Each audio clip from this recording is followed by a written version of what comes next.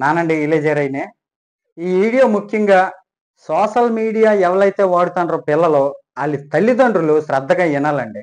మొన్న వీడియోలో చెప్పినాను కదండీ! మన దేశంలోట ఎంతో మంది మధ్య తరగతోళ్ళు అప్పనంగా వచ్చి డబ్బుల కోసమో, అతి సులువుగా వచ్చి పేరు కోసమో తాపత్రయపడి, కనీసం విచక్షణ జ్ఞానం అనేది లేకంట రకరకాలుగా భారతదేశాన్ని ఇబ్బంది పెడతాండ్రు అని. అది మన వీడియోలోట మనం మాట్లాడుకున్నాము. అప్పుడు చెప్పినాను కదా! హర్యానాకి చెందిన ఒక మహిళా యూట్యూబరు ఈవిడ చాలా ప్రమాదకరము అని. ఇప్పుడు ఆవిడ గురించి కొన్ని వివరాలు తెలుసుకుందామండి. ఆ అమ్మాయి పేరు జ్యోతిరాణి.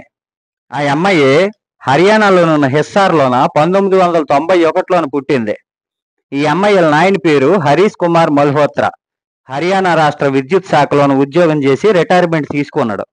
అయితే ఈ అమ్మాయి వాళ్ళ అమ్మా, నాయన ఈ అమ్మాయికి 10 సంవత్సరాల వయసున్నప్పుడే ఇద్దరు విడాకులు తీసుకొని ఇడిపోనారు. అయితే ఆ తల్లి ఆ తండ్రి దగ్గరే వదిలేసి వెళ్ళిపోయింది. ఈ అమ్మాయి సెయింట్ ఫ్రాన్సిస్ జేవియర్ స్కూల్లోను చదువుకుండేది. అది ఒక మిషనరీ స్కూలు. సొసైటీ ఆఫ్ పేలార్ అనే మిషనరీ సంస్థ. ఈ సంస్థ 1987లోన గోవాలో పెట్టబడిన సంస్థ ఇది. ఈ సంస్థకి చెందిన స్కూల్లోట ఈ అమ్మాయి చదువుకున్నది ఆ అమ్మాయి. ఆ అమ్మాయి మిషనరీ స్కూల్లో చదువుకున్నది కదా! చదువు పూర్తి చేసిన తర్వాత ఎఫ్‌సి కాలేజీ ఫర్ ఉమెన్ అంటే ఫతే చంద్ కాలేజీ. ఫతే చంద్ కాలేజీలోన డిగ్రీ చదువుకున్నది. మీకిక్కడ ఈ కాలేజీ గురించి కూడా కొంచెం చెప్పాలా. ఈ కాలేజీని స్థాపించిన ఆయన రాయ్ ఫతే చంద్. 1700 కాలంలోనే సొంత బ్యాంక్ ఉండేది ఆయనకి. రాజులకి, నవాబులకి అప్పులు ఇచ్చేవాడు. అలాంటి ఆయన చచ్చిపోయిన తర్వాత వాళ్ళ వారసుల్ని మీర్ కాసిం అని ఒక రాజు హత్యలు చేసి భయపెట్టి ఆ బ్యాంక్ లాగేసుకున్నాడు. దాని తర్వాత ఆయన వారసులు పంజాబ్ దిక్కు, పాకిస్తాన్ దిక్కు అలాగా డివైడ్ అయిపోయినారు. దానికి ఒక చరిత్ర ఉన్నది, అది తర్వాత మాట్లాడుకుందామా. అయితే ఈ అమ్మాయి చదువుకున్న కాలేజు 1935లోట లాహోర్లోనే ఉండేది. లాహోర్ అంతే తెలిసింది కదా, ఇప్పుడు పాకిస్తాన్లో ఉన్నది కదా, అదే. ఆ లాహోర్లోన విభజన తర్వాత 1954లోన హిస్సార్కి మారింది. ఆ కాలేజీలోన ఈ అమ్మాయి డిగ్రీ చదువుకున్నది. ఆ తర్వాత కురుక్షేత్ర యూనివర్సిటీలోన బీకాము, ఎంకామ్ కూడా చేసింది. అయితే ఈ పిల్ల తల్లి లేని పిల్ల కావడంతో చిన్నప్పటి నుంచి సొంత నిర్ణయాల మీద ఆధారపడి, మనలో చాలా మందికి ఉన్నట్టుగా ఈ పిల్లకు కూడా ఇతర మతాల మీద ప్రేమ, తొందరగా అందరిలో గుర్తింపు రావాలన్న ఆశ ఎక్కువ. అందుకే 2011లోన యూట్యూబర్గా అవతారం ఎత్తింది.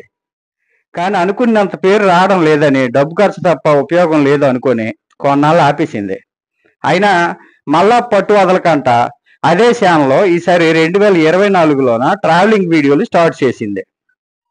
ముందు ఇండోర్ నుంచి ఢిల్లీకి బస్సు ప్రయాణము, ఆ తర్వాత హిస్సార్ నుంచి ఉజ్జయినికి ట్రైన్ ప్రయాణము ఇలా చేస్తున్నప్పుడే కొద్దిగా జనాలు గుర్తుపట్టడం మొదలయ్యింది.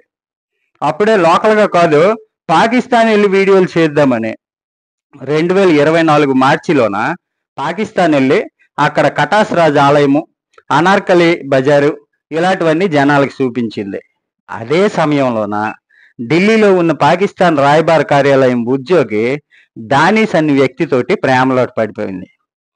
ఆ తర్వాత ఆ పిల్ల పాకిస్తాన్కి సపోర్ట్ చేయడం మొదలెట్టింది. యూట్యూబ్ పేరుతో తిరిగి భారతదేశంలోని ప్రధాన రక్షణ స్థావరాలు, జనం ఎక్కువగా తిరిగాడే ప్రదేశాలు వీడియోలు చేసి పాకిస్తాన్కి ఇవ్వడం మొదలెట్టింది. ఏ యూట్యూబర్ అయినా పాకిస్తాన్ వెళ్ళొచ్చు, కానీ 1-2 సార్లు వెళ్తారు. కానీ ఈ అమ్మాయి 4-5 సార్లు పాకిస్తాన్ వెళ్ళింది. అంతేకాదు ఒక పాకిస్తాన్ అధికారికి పెళ్లికి కూడా, ఆ పెళ్లిలోను కూడా ఈ అమ్మాయి పాల్గొన్నదని వార్తలు వస్తున్నాయి. అయితే విచారణ జరుగుతుంది కాబట్టి, ఎందుకంటే లేనిపోయిన ఆరోపణలు కానీ తెలియని సమాచారం కానీ మనం చెప్పకూడదు. కాబట్టి ఇక్కడ మీకు అందరికీ గత వీడియోలో చెప్పిన విషయమే మరొకసారి చెప్తాను, గుర్తెట్టుకోయండి. లేకపోతే ముందున్న వీడియో మరొకసారి చూడండి. మీ పిల్లల స్మార్ట్ ఫోన్ అనేది మీ పిల్లలకి ఇచ్చే ముందు మీ పిల్లల భవిష్యత్తు దృష్టిలో పెట్టుకోయండి.